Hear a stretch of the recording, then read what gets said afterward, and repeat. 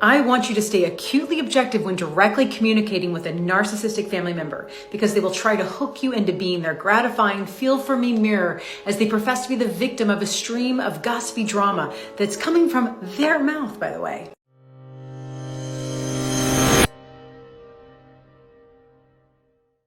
Tip 2 for dealing with narcissistic family members.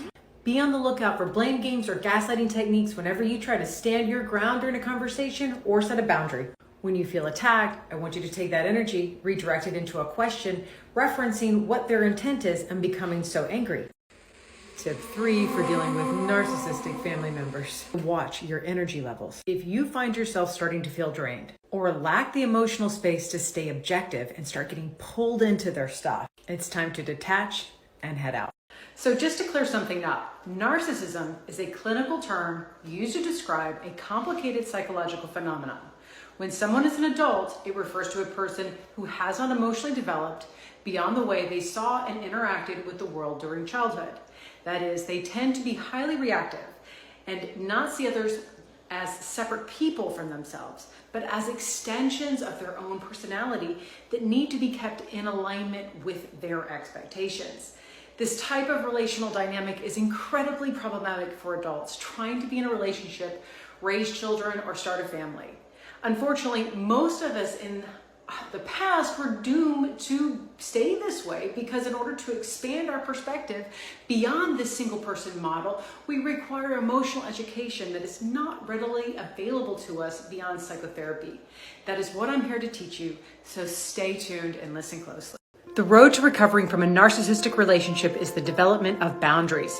In my program, we will go over how and why it is so important to block all contact when possible, as it will protect you from getting pulled back into a vicious cycle of abuse or allow them to continue projecting their rage onto you. We will also discuss alternative solutions if this isn't possible, and boundaries in general, since they are key to your emotional health and development. Sign up is in my bio. Narcissistic parents or partners will make you feel bad for paying attention to anyone or anything but them.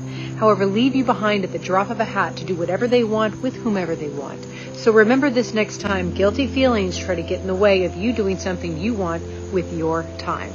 Bianca here to answer another great question. So when it comes to understanding more about our history with narcissism and where it left us off emotionally, both on a personal level and within our relationships, the question was, can we just let go of these emotional patterns when we see them, or do we always need to work through it?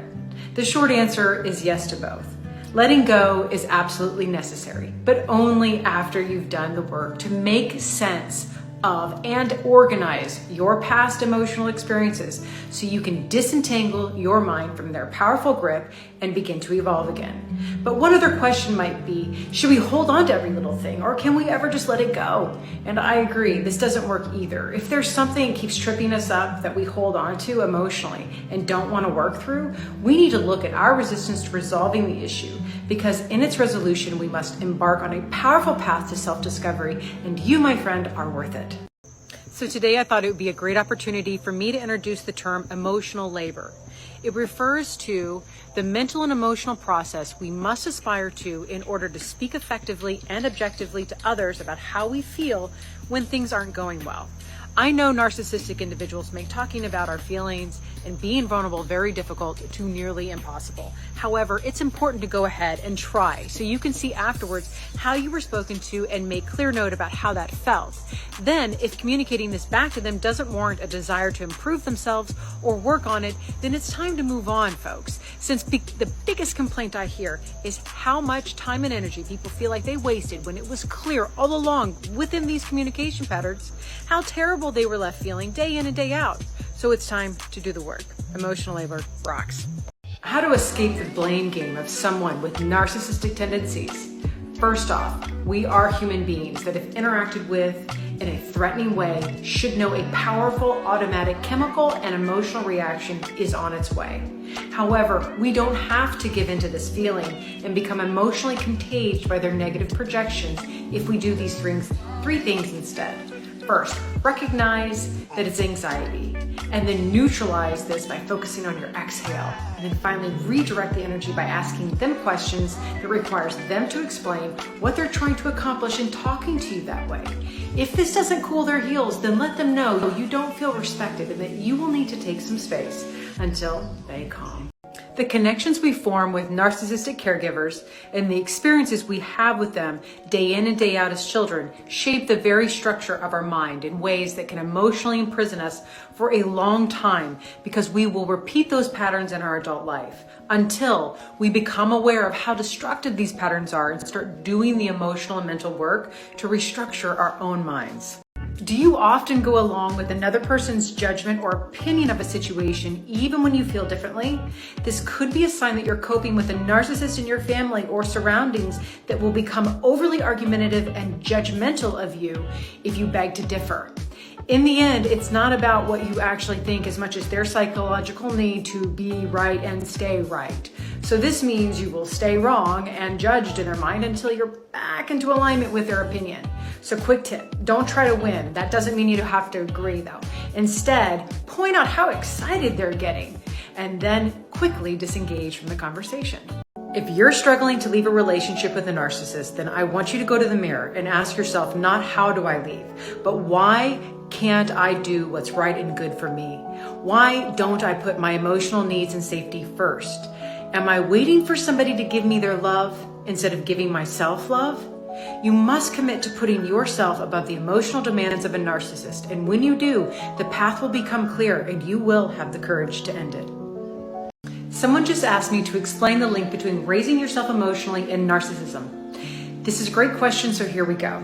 If your parents' relational style was narcissistically inclined, or more specific for this explanation, if your parents unconsciously made their emotional needs more important than anyone else's so that everyone had to deal with them no matter what, day in and out, the child or children will be tasked with taking care of their parents' emotional needs and not treated or understood as an emotionally separate or whole person that requires the parents' consideration, containment, and guidance to learn how to handle their own set of emotions.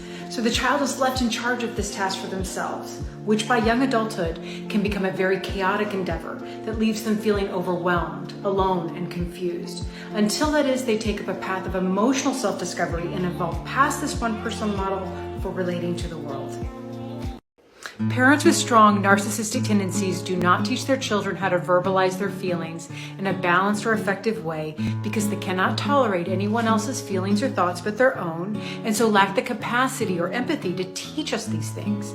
As adults, then, this leaves us with the developmental task of learning who we are for ourselves emotionally and how to express ourselves authentically to others. So narcissism in adulthood is best understood as the arrested development of certain emotional and developmental processes, like the ability to empathize, maintain relationships, and communicate effectively. This is due to inadequate parenting, trauma, and the negative influences we are exposed to and imprinted upon throughout childhood and adolescence. If this sounds familiar, I want you to know that it's possible to take responsibility for nurturing these underdeveloped parts of you and redefining yourself separate from your past, and most importantly, evolving emotionally.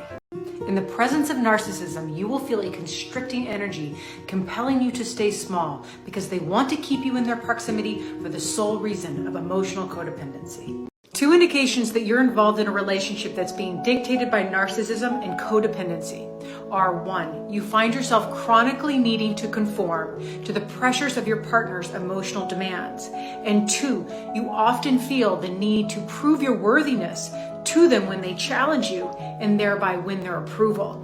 If this is the case, I'd like you to consider how this dynamic is weighing on you day in and day out. Narcissists are looking for someone to mirror them so they feel validated, idealize them, or to idealize so they feel good about themselves, and also be in twinship with as a way to limit dealing with difference between themselves and others, i.e. control them.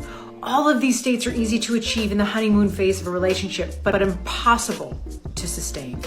Quick tip, to stop the spread of narcissism in adulthood, we need to learn how to parent ourselves and, most importantly, our children. If you're struggling with either one of these things, I recommend picking up a book by Dr. Daniel Siegel. His work can be life-changing for adults of narcissistic parents and parents alike. Mindsight is one of my favorites.